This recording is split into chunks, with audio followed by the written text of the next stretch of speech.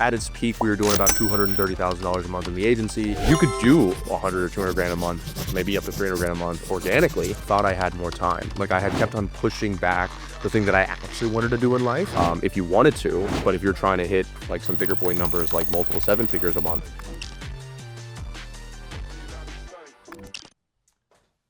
All right, so we are about to start a podcast with Ravi Abuvala from Scaling with Systems. This man has built something absolutely incredible, not just with having run an agency in the past and then building his own offer, which has done over $30 million, but he's done some other incredible things just with his personal brand as well to recently drive this.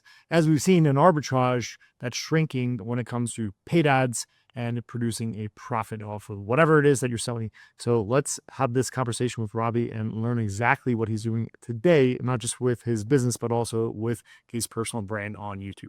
So I'm super curious to hear about that, man. But to introduce yourself and to get started, why don't you share how you get started in this digital space? Yeah, first of all, thanks for having me on, and thanks for everybody for listening. Yeah, to keep it as short as possible. Actually, I just bought a house where in the hometown where I'm originally from, but from a very small town in the Panhandle of Florida called Seaside, Florida. Um, they're like 10 years behind, and anyway, the whole goal was to be a lawyer. Ended up graduating college. After I graduated college, if you wanted to go to one of the top law schools in the nation, you typically take what's known as a gap year. So you take a break off and you study for the LSAT, law school admission test, because the number one determining factor of what law school you go to is what your score on the LSAT is. And what law school you go to is the number one determining factor of your lifetime earnings as a lawyer. So it was like, this is the one test pretty much determined the rest of my life. So it was like, okay, I gotta dial in and get this test done.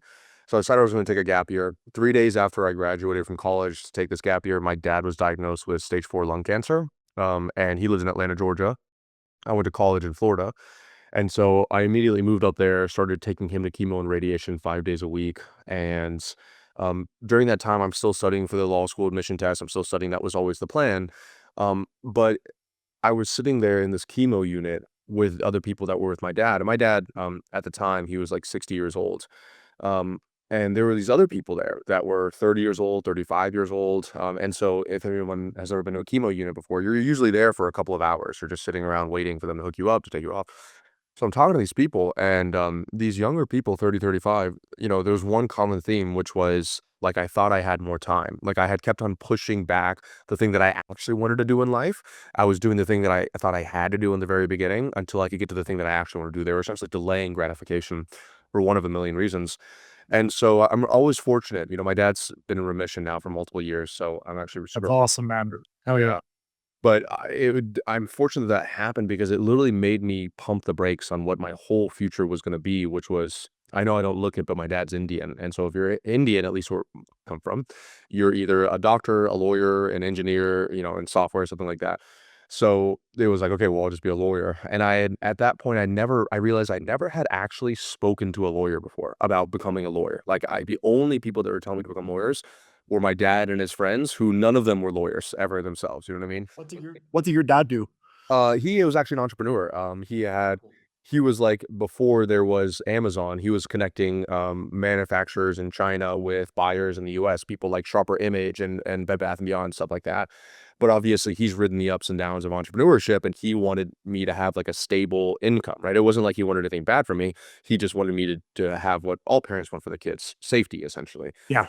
Um, and so I realized, going through this whole experience, that I didn't think that I wanted to be a lawyer anymore. I was like, why do I want to do this? And I finally had dinner with a lawyer, one of my dad's friends, and he's like, "Why do you want to be a lawyer?" I was like, "Honestly, I don't really have one. I think I just want to make a lot of money."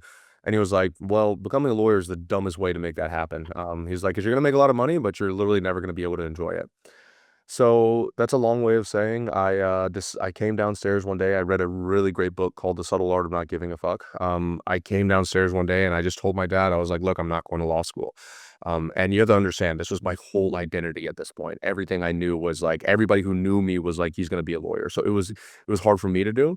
And he was like, "Well, if you're not going to be a lawyer, you can't live here anymore." And so I ended up moving back into my brother's house. And working as a dishwasher at his restaurant.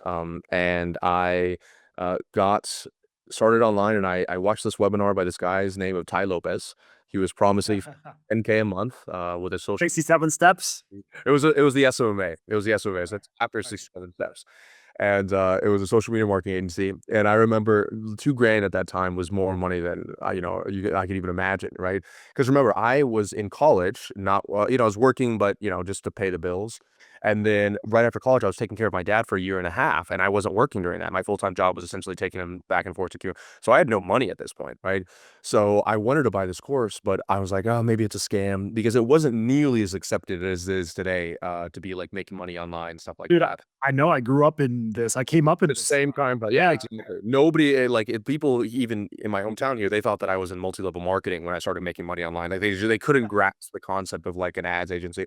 So the funny part of that is I started messaging people that I would take screenshots in the webinar. I would watch the webinar multiple times. I would take screenshots of people's faces in the webinar, and then I would find them on Facebook or Instagram, and then I would message them and be like, "Yo, is this true? Are you actually making $10,000, $15,000 a month?" And they would get on calls with me, and to try not to sound too egotistical, I would get on calls with these people, and I was like, "Dude, if this guy can make $15,000 a month, like I absolutely can make." Like it was just like this, like I was like, if this dude can do it. It was a bunch of weirdos, the early guys. Exactly, yeah, it wasn't like yeah, it wasn't what I was going to my first seminar was a Dan Kennedy seminar in there you go, yeah. 2011. It was weird, man. Like not normal people didn't go to those things. No, and, like, today, it's very sexy, you got women in cars and mansions and, like, these vlogs, but back then, it was literally, like, the people in the basement in the internet that were making all this money, so, um so I got the course, and the very long story is, first 9 months, I made $3,000 total sales, but then I actually went to my first mastermind. I learned about, cold email, and I learned about virtual assistants, and, slowly from there, we scaled, at its peak, we were doing about $230,000 a month in the agency. I read 4 Hour Work Week, and I was like, dude, like I want to start traveling the world. And my birthday was coming up. I was visiting my sister in Nashville, and I was like, man, if I did this same thing for my birthday when I'm making $230,000 a month as I was when I was making literally like $0 a month, like I'm gonna go crazy. So I looked up. There's a website called Scott's Cheap Flights, and it shows you the cheapest flights from your local airport where you can go to. And there was like a $37 flight to Medellin, Colombia, and I was like there. So without any luggage, anything like that, literally was in Nashville, not even my hometown. And I just packed my bag and I went to Medellin, Colombia. And a couple days in, I called the only other guy that I knew that was making money online at the time. I was like, bro, you got to come down here. I'm spending like 40 cents for an Uber to go from my place over to the WeWork thing. Like, you couldn't spend more than $100 a day down there at the time if you tried your absolute best to do it. And he came down there, and yeah, we spent the next 6 months, and ultimately I pivoted it into an advisory company called Scaling with Systems, where I really love the agency model, and it made me a good bit of money, and it started me on there. But there's also a lot of drawbacks to the model, and so I eventually started pivoting into advisory, private equity, consulting. That's where we are today. We'll cross 3,000 clients served this year and 30 million in sales. And yeah, that's my life story. Where did the idea actually come from as you pivoted from agency to scaling with systems? Yeah, it's a really good question. So what just like anything else really great, it happened super organically. So what happened was I had bought this Tai Lopez SMMA course, and then they let you into this Facebook group. And so I was making friends with all these other guys that had made this, bought this Tai Lopez SMMA group. And then essentially within 12 months, I'm posting in there that I'm living in Medellin, Colombia, making over 200 grand a month, like 4 Hour Work Week lifestyle. And so obviously that wasn't the average student results for that course. And so I was just getting DMs literally every single day left and right. Yo, how did you do it? How did you do it? And so just as one of my closest friends there was like, yo, how'd you do it? I was like, dude, I just got this VA. I trained them. They were doing cold email for me. Like eventually I got into ads, blah, blah. And it's like, yo, if I give you 5 grand, can you just literally show me and place this VA for me? And I was like, yeah, sure. And at that point I was selling $2,500 a month to real estate agents. I was netting about $800 a month from that. So what would have been essentially 3 months of work for a real estate agent, I got in one phone call with this one guy for this consulting offer. And that's when I realized, like, wow, this is way easier, way more fun than it is to do like done for you agency services. Um, and that's actually the origin of Scaling with Systems was consulting plus I would place a trained virtual assistant. We did over 1,600 placements of a virtual assistant in the Philippines that are $3 to $5 an hour for these clients. And so they would come preloaded with all the stuff that my virtual assistant was doing. And I was just like, hey, I would ask my VA, like, hey, do you know anybody that's looking for work? And of course, like in the Philippines, she's like, I have 800 people that Everyone. yeah, at one point we had a massive training center there. She was like in-person training people. Like she was also making money on the side. It was honestly really funny. I thinking back on the original side of it there, but it just happened super organically. And then over time, I was like, okay, literally making as much profit as I am for my agency in this consulting thing, but I'm working one fraction of the hours doing it. And I didn't know anything at the time about exiting companies or equity or enterprise value. And so I essentially just stopped signing up clients on the agency. And then I kind of stopped really like I would just do the bare minimum for the clients that were there until they kind of just died off. And that was how that first company kind of shut down and then scaling systems took off. And then you built it into an offer of itself where you started putting paid traffic behind it. Exactly, yeah, and even my first paid traffic experience was in the agency as well. We had the cold emails doing really well. This is 2019, and we were sending 3,000 cold emails a day to real estate agents, but it was very, very bait and switchy. So I'll give you it's kind of funny. You guys can laugh at it today, but I was literally emailing real estate agents and I was saying, hey, I have a referral for you in your market. If you're interested, just respond back yes and give me your phone number. They would say yes. They give me the phone number and I would call them and I would essentially sell them on done for you paid ad lead gen services for these real estate agents on these people that were coming on the call thinking they were getting a free referral. So it was like it was laborious to move this person from here to here. Grind, man. It But it was worked, right? furious, but it did work very, very well. People would be pissed off, blah, blah, blah. But it would work very, very well. And we were crushing it. And this was really before it became very famous. Like it wasn't like we were saying, and not everybody was doing social media marketing then.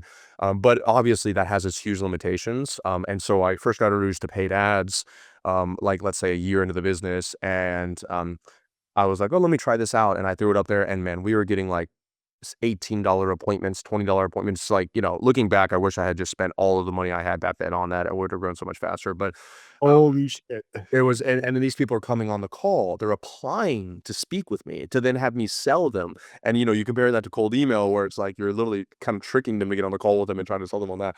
And I was like, well, I'm paid ads is the way to go. And that was really what grew both companies. And at least for scaling systems, at least 50% of the sales it would be attributed to paid ads. And then over time, it was like cold email was a big thing, paid ads were the big thing, and then obviously we can talk about it a little bit later or whatever. But organic started being like a big part. Like you couldn't do paid ads really well unless you were also combining with organic. So the kind of marketplace shifted a little bit, and that's also what adjusted my strategy more recently. So before at the pinnacle of paid traffic being your real needle mover, what was like your rough cost per lead, cost per sale, and then like the LTV and CPA based off of that? Yeah, so the pinnacle of ad spend for us was actually I was running I call it a two-sided offer. So we transitioned from doing virtual assistants to what I call remote integrators, which were essentially like ops people, like tech lead people. And so we were running ads on a low ticket funnel to get the to sell people on becoming a remote integrator. So that was a masterclass. It was $35. We were liquidating on average about zero point 0.6 cents or whatever, 6 cents or zero point 0.6x ROAS, same day ROAS on a low ticket funnel.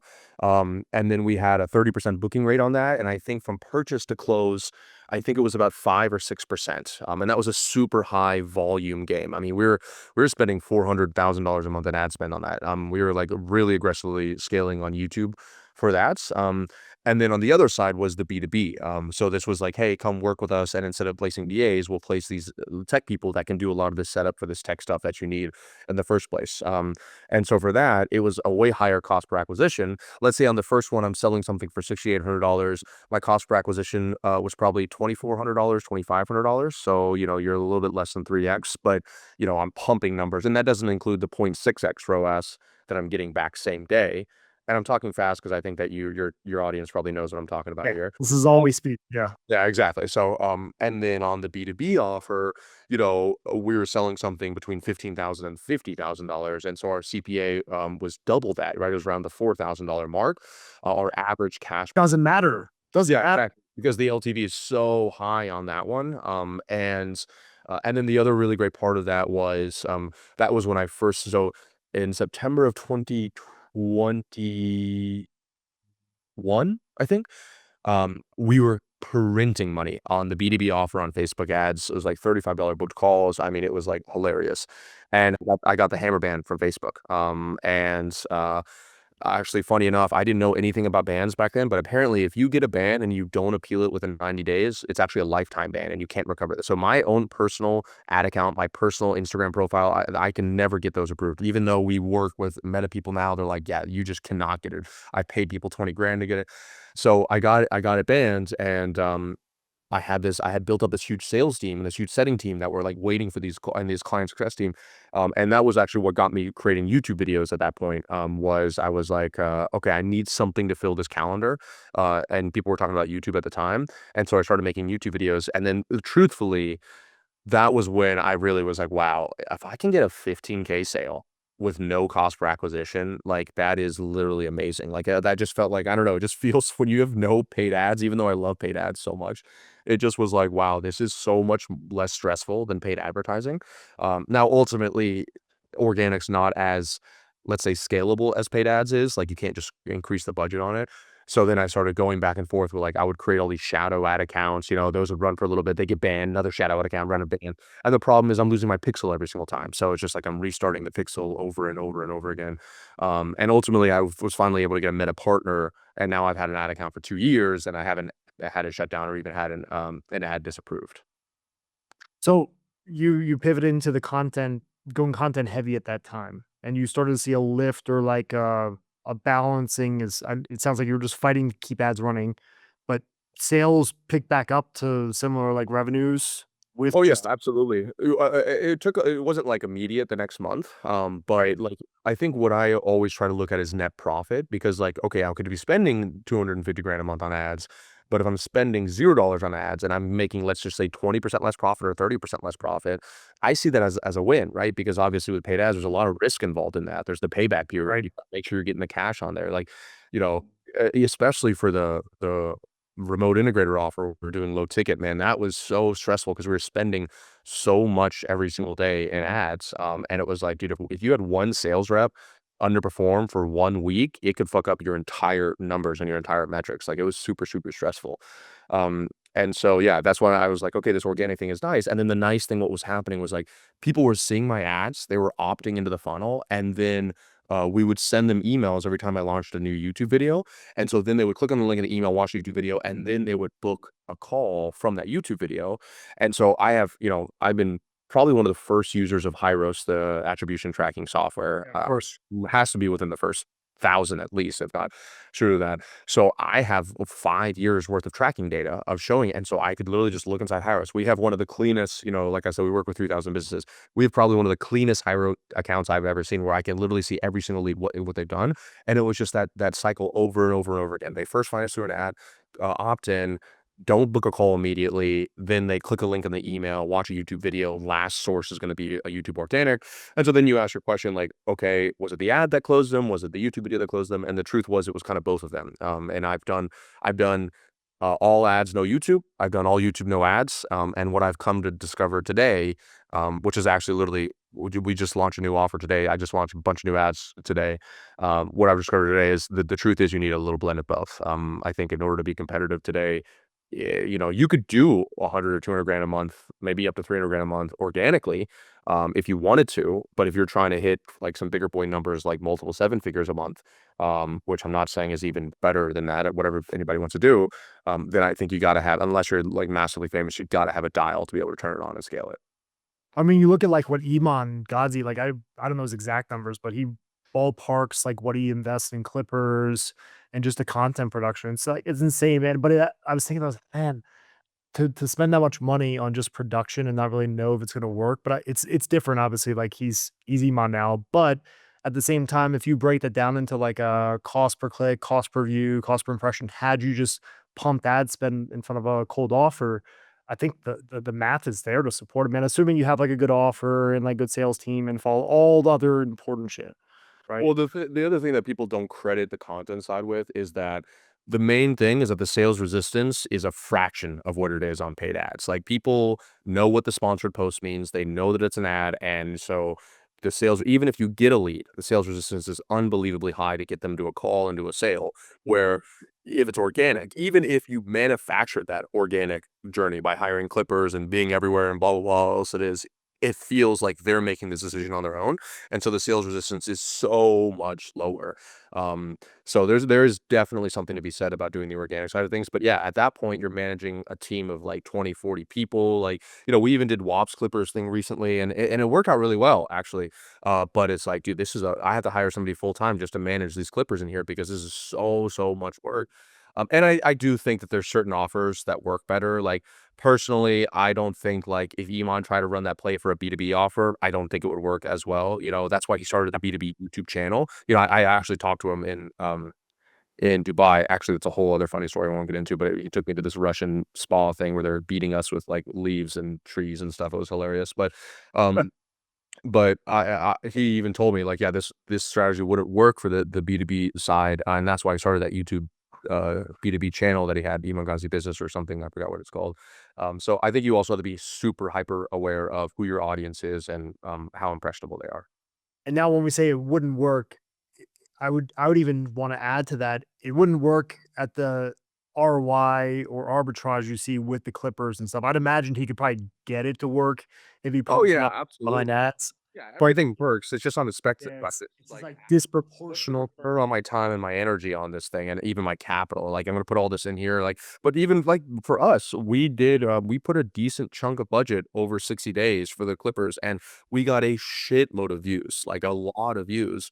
But literally, the link clicks on it were, I won't even tell you what they were. They were embarrassing. And by the way, I'm the first to admit that there's probably a better way to do it, that I did it wrong, and like I totally get that. But I would say I gave it a fair shake. And I was like, wow, this is way harder than either just running ads or creating YouTube content and for my offer. And so that's what we Yeah, yeah, yeah, for sure. So at the Creator Hub, you also were saying that you saw a shift in uh, booking rates, show rates, the ease to close people. When did that start to shift as well? Not take out like all the ad account issues and stuff you had, just getting consistency. When did you see a drop off in just like the effectiveness of paid traffic for Yeah, well, I think the context is important. So, one thing that I feel like people say, I was like, oh, I don't focus on competition. I don't focus on competition, which is true. Like, I'm not saying you should get crazy into competition, but you should be aware that your market is aware of competition. And one thing that has happened in my industry, which is essentially coaches coaching coaches, is that that market has been flooded with people because the barrier to entry is so low. Anybody and their fucking mom could just come up today and say, okay, I'm a coach that coaches coaches. Like, there's just like, you have a semblance of success. And it's funny because, like, everybody says they're the best. Everybody says they're the best to case study testimonial. So even though we have thousands of documented client wins and case studies, like, I'm competing still with the person that started their business 3 months ago. Like, obviously having brand equity and that stuff helps, but just because you care the most about your clients, you have great results. Unfortunately, that doesn't cut it anymore. It's not going to get you to the business that you want to get it to. And so I think that right now, because people are so inundated, and a great example, I still remember this. This was like February of last year. I'm on Instagram, and I actually don't know if they still do this. I don't really use Instagram that much anymore. But like, they had those like that feature where when you were going through stories, they would show 3 ads in a row in that, like, in the stories feature. So I would yeah. go up there, and I swear to God, it was 3 people offering the exact same thing with the same hook. Boom, boom, boom. 3 different people. Then I go watch a couple more stories, and then people offering the exact same thing that were different from those first 3 people, but that were offering the same thing as before that. And I remember looking at that being like, oh my God, dude, this is so bad because the consumer is going to be so overwhelmed and confused and doesn't know which one person to do, which means they're going to choose nobody, right? A confused buyer doesn't buy. And that was the first time that I was like, experienced it myself, which also aligns with roughly the time that I was seeing, like I had said, lower cash per close, lower show rates, lower close rates, more objections like, what makes you different than this person? Or like, oh, let me think about it, and more ghosting after the sales call. Like when we were first doing our offer in the industry, the virtual assistant placement, there was nobody offering, placements of employees plus consulting. Like, now it's a little bit more common thing to do. You got setters and salespeople, like, but back then, literally nobody was offering it. So it was legitimately like taking candy from a baby. It was crazy, our closure rates and the calls, the cost per call. I mean, like, I had a good call with Sam Parr, the founder of The Hustle, and he said something. I was like, "What's the biggest regret you have in business?" And he's like, "When I was getting like $1 leads, I wish that I had spent every money I had and I wasn't such a sissy." He used a word other than sissy, but I'll be Yeah, yeah, yeah. I honest. guess. And I same thing, like, you just don't know what you don't know, and, like, I wish I had then poured way more money into it because now it's so common for that to happen. So, anyway, this is all a very long way of saying, like, it was roughly the beginning of last year that I started noticing, like, okay, some of our numbers are going down some. We're having to work harder and spend more money for less money. Essentially, our ROAS was lower. We weren't getting, as many closes as we were previously on the same number of booked calls, et cetera, et cetera. And that's when I was like, "Okay, I think that's, with the revelation of going through those ads, I was like, "Okay, like, I can keep on changing my offer, every, whatever, 3 or 4 months and try to keep something fresh and new, but anybody that's on here that runs a business knows that's freaking exhausting, like, not even just marketing-wise, but operationally, if you're changing your offer every little bit, it's, like, so confusing. And so then I was just do what I always do. I just went into pure, blown research mode and data mode, and I was like, "Okay, who is crushing it right now in the marketplace, and what are they selling?" And it was the constant thing I was saying over and over again. The people that were crushing it were selling the most saturated thing, men's coaching, SMMA, Imagazi, whatever else it is, like literally just the most basic thing in the world. But they had unbelievably strong personal brands. Like, it's just if I had to draw like a Venn diagram or whatever, it was like every person who was making over $1 million a month, was selling something basic to a lot of people, but they were doing it leveraging a personal brand. And that was when I was like, okay, I need to go serious. Like, I was kind of doing amateur on content at that point. It was like, oh, I'll just do a YouTube video when I have time. Like, I'll just create content when I have time. And that was like, okay, cool. And we actually scaled a media team to, at one point we had 16 people in there. I've since scaled it back, but I was like, cool, we're doing shorts, we're doing clips, we're doing YouTube videos, a content researcher, videographer, blah, blah, blah, thumbnail designer. Because I was like, even with all that added up, even if it could get me, let's just say for easy numbers, let's say it gets you a 1% higher click-through rate because more people recognize you from your brand recognition, at enough scale and ad spend, that 1% higher click-through rate is pretty substantial, and that would offset the 30 grand a month in payroll I was doing for the media team. Easy, man. Yeah, I do. You're dead on with how the algorithm shifted too, and just like the overall competition. Facebook has gotten so good at getting the right type of ad in front of the right person. For example, I'm in the affiliate, more or less like the affiliate marketing space, and let's say you've got 100 guys that are pretty damn good at making creative and optimizing and scaling to running auto insurance, and more or less like the same kind of like angles, right? The issue that has been created from this problem that we're talking about is they opt in to the network offer through my auto insurance ad. Facebook takes that now as a signal to keep sending more auto insurance ads. So that actually fucks it up for, let's say, Geico sales floor closes that customer. They're now gonna be getting served ads from, like, through affiliate offers and affiliate branding, but nonetheless, that same lead is now going to once again re-opt in to Allstate or one of these other big companies, and it kills the LTV. Well, there's also, like, a squeeze on the front and the ability to pay out more per lead. It's like it's like a race to the bottom, right? And I don't know if that's gonna change. I think really just building a business is like, if I'm speaking out loud to affiliates, you could probably share an opinion on this too. That's awesome. Is that affiliates need to build something that they own, right? I don't know if your buddies are like a lot of pure affiliate guys. I think that the truth is that affiliate is one of is to me, affiliates is like being a salesperson or a setter. I think it's probably one of the best ways to get started in the business world, absolutely, because the hardest part about, running a business is delivering results for your clients, like, and so, like, marketing and sales is relatively easy if you can have a good offer, like, you know what I mean? And so, if you can do affiliates, you're doing, what I would consider the easy part, marketing/sales, and you're avoiding the hard part, and you're getting paid immediately or whatever the payment terms are. But I think that just like anything else, what happens is people get comfortable and like this, and oh, I want to keep it this way. But you had nailed it. It's just a race to the bottom. You have you. I everything I do, every decision I make, I'm always just like, who has leverage here? Who is the most leverage in the example? And where you're an affiliate, you have virtually no leverage. Like what you Uh, think is leverage, oh, I don't have to deal with this operational investment in the back end, blah, blah, blah, is actually your exact weakness because you're incredibly replaceable. And where to the business that actually owns those assets that you're driving that traffic to, they're capturing the lead information, they're remarketing them on their own, they're able to upsell them and downsell them, blah, blah, blah. You're getting paid this one time on this thing over there. I just think it's a little bit of a wake up call to anything like that. It gets commoditized so quickly down to the bottom.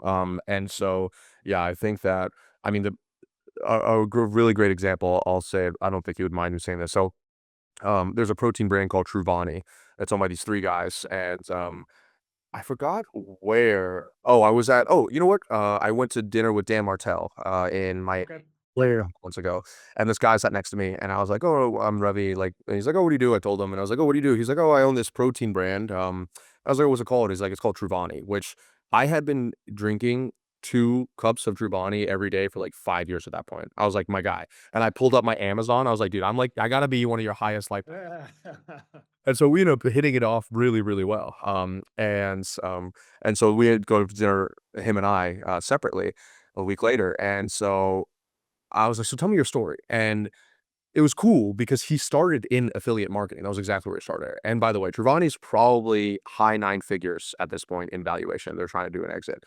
And so he's like, "Oh, we started in affiliate marketing, but we were doing this affiliate marketing and we were selling this protein, all this stuff here, and we were seeing how much money these guys were making that we were getting the affiliate sales for. And we were like, dude, we could literally do this exact same thing, except for keep all of the money instead of doing it there."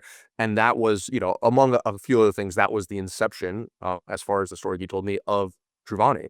And so I think that's if I was affiliate, I would be doing the exact same thing. And if you don't believe me, the greatest affiliate in the world is probably Amazon, right? And so that's exactly what they do. I know Amazon sellers that they will sell something. As soon as they start selling hotcakes of it, whatever else it is, Amazon will then come out with an Amazon Basics version of it, like within 2 months of it. And now they'll start ranking higher. They'll start stealing the sales.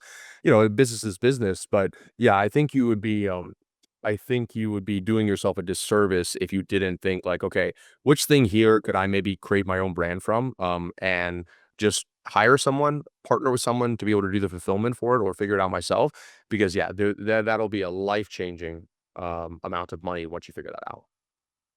Well, you've been in you talk about like networking and connections and meeting interesting people that do cool shit. How has being in masterminds over the years added to your life? Like, what doors does that open up now, especially now that you built a personal brand in addition to that? Yeah, it's a good question. It's funny. It's like I get that question all the time about like, how I've been able to build a network and stuff like that. I need to do a YouTube video on it because I legitimately get it every single podcast episode. But um yeah, I would say that this is my own opinion, and this is someone I run a mastermind myself, right? I think that masterminds, I personally think that the networking element is overblown in masterminds, in my opinion. I think it's way oversold and overhyped up because I think the true value in masterminds comes from the learning element of the mastermind. Whatever you're part of, learning inside of there, whoever's teaching it, whatever they're bringing up. Like for my masterminds, like we host once every 6 months, and I just cover all the stuff that I haven't even had time to create content for in the course materials. I'm like, yo, this is what we're doing. This is the low ticket funnel we're running. This is the webinar. These are the numbers. These are the ads manager. Blah blah blah. So it's just so raw and organic. It allows me to create an outlet for that. And the people that I'm telling this to, they're all grateful for that because they're trying to be on the cutting edge of whatever's working right now versus the stuff that was working 6 months ago, 12 months ago. Um, I think that when it comes to networking, this is what I found. In the very beginning, it was valuable to join masterminds because I had nobody in that world at all. I knew, you're like, yo, you're speaking my language. Like, I still remember the first mastermind I ever went to, like, I was making Zapier jokes and people were laughing at them. And I was like, these are my people. You know what I mean? Like, I could make a Zapier joke in my hometown and people would think I would be talking like Japanese or something like that. They'd have no idea. And so that was really great for starting to meet people in the very beginning. But what I have found is the most quality people that I've met, the people that I now travel the world with, like, do business with, blah, blah, blah, it has come actually more from 2 things. I always say this. First is becoming pretty irresistible in a marketplace. So working on myself, getting my skills very, very sharp into the point that people would seek my advice on a very specific topic because of my experience in there.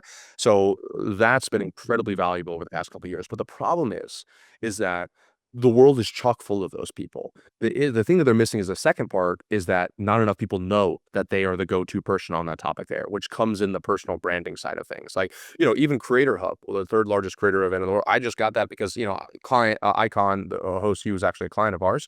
But like, I know that I was able to go on stage there and speak there because of my personal brand. I get invited to speak on you when you invited me here. I was like, you have like 15 people that asked me to come on their podcast and speak to them. Um, and I'd like say no to the majority of them because it's not a priority right now for me. But the point being that it doesn't matter how smart and talented you are. It is how much people believe. It's like reality is not reality, perception is reality. And so even, if we want to take this a step further, even people that like, let's say you would put them into the category of maybe a scam artist or whatever, but yet they're hanging out with some really big, important people. Why is that? It's because they have the influence. They're perceived of being important because of their personal brand, blah, blah, blah. And so all the people that I'm very close with now, and even some really big names, and I'm not going to sit here and name drop, but every single one of them has come because um, somehow we got connected and I was either going to pay them for their time or they're paying me for my time or they're asking me questions or something like that. And the only reason why I could even get in a room with that person who I see as way levels higher than me is because they consume my content and they see me as an authority in that space. And so they're willing to talk to me about that topic. So the work you've invested in the personal brand, in addition to all of other stuff, is really like the Yeah. secret. They're doing And you can't have one or the other. You could be the scam artist that's with those people, but then those people are very quickly gonna sniff you out and realize like, I've even yeah. had that experience myself. It's like, I don't really wanna hang around this person. Like, they're very famous, but I don't think they're actually any substantial stuff, and I don't want my reputation to be potentially harmed if they do something bad, and now, "Oh, I saw you guys hanging out." I see that happen all the time. On the other side, I don't wanna be the person that's sitting in a closet in a room and is literally the smartest person in the world is one topic, but nobody has any idea that you are, because at that point, you might as well not be, because if nobody knows who you are, then it doesn't really matter. And obviously, this is along the guise of how do you network with really high quality people, not about like personal satisfaction or whatever. I'm not getting into that, but I think those two 1-2 punches, and that's the beautiful thing about content. I personally think that by teaching, you're getting better at the topic as well. If you're able to synthesize that information down into something that more people can understand. So just by the very practice of you creating a YouTube video on this topic, not only are you getting known better, but now you're actually refining your understanding of that topic even further, which is what I think ultimately people should aim for anyway. What's your goal with the personal brand at this point? There's a really good book called The One Thing, which I'm sure you've heard of before. And for those that haven't, it's essentially like, okay, what's your 25-year goal? What's the one thing you need to do every 5 years to get to 25? What's the one thing you do every year to get to five, every month to get to 12, blah, blah, blah. And so I honestly don't think so far out in the future. I don't think 25 years in the future. I think in today's technology, AI, blah, blah, blah, there's no way anybody can predict what 25 years looks like from now. Who knows? We're all on universal income and, none of this shit matters. Um, but the one thing that I think that no matter what I do in the future that will help me is attention and an audience. And so I'm very bullish on just capturing as many eyeballs as I can and giving as much value as I can selfishly because I think that it'll pay me off something in the future. And that's why I still agree to speak at some events, blah, blah, blah, because my goal with the personal brand is I honestly don't know, but I do know that my income and impact has exponentially grown the more known that I am.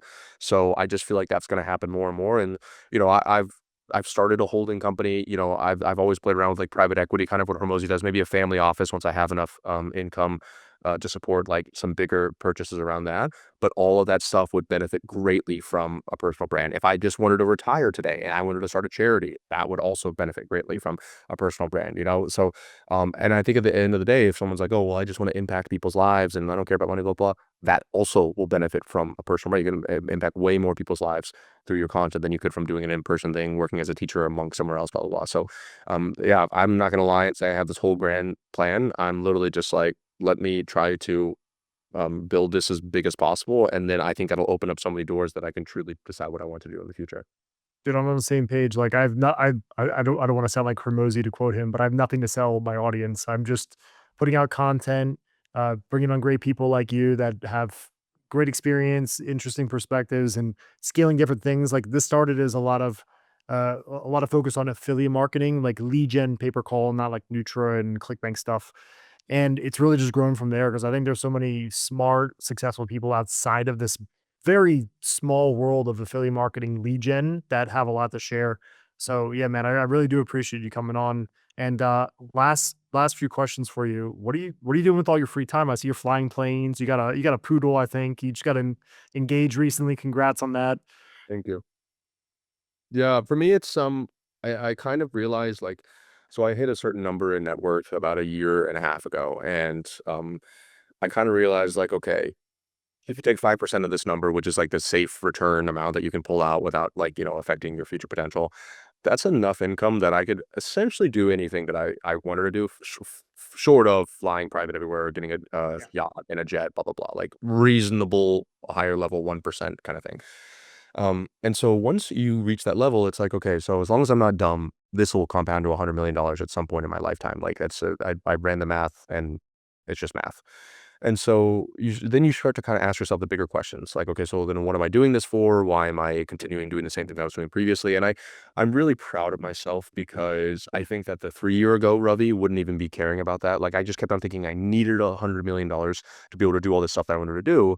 And then when I finally, about a year and a half ago, when I ran the numbers, I was like, oh, I could do this for 90 grand a month. I could literally do everything that I want to do for 90 grand a month. And that was being conservative, probably way less than that, honestly. And so once you're like, okay, well, then if I can already do this for the rest of my life, then you start to question what you want to spend your time doing. And so what do I spend my free time doing? I would say the most of it is I spend it doing nothing, thinking. I try to create as much space as possible just to do nothing. Um, because I think there's a lot of leverage in doing nothing and creating thinking space in there. And once again, if you're just starting out and you're hustling, I'm not recommending this path to you. This is just for me where I'm at. Like, I don't know if this would have worked for me in the very beginning. Maybe it would have. But I do see the people that are, in my own opinion, and I am the first person to say whatever anybody wants to do, that's their lives. But in my own opinion, I think some people have never stopped after they've hit certain numbers or milestones to say, like, am I still doing this because I want to do this, or because I said I wanted to do this years ago and I never even stopped to reflect back, or because I'm being mimetic to somebody else that's already doing this right now, and I just want to be like them, but I don't really know what their true life is like.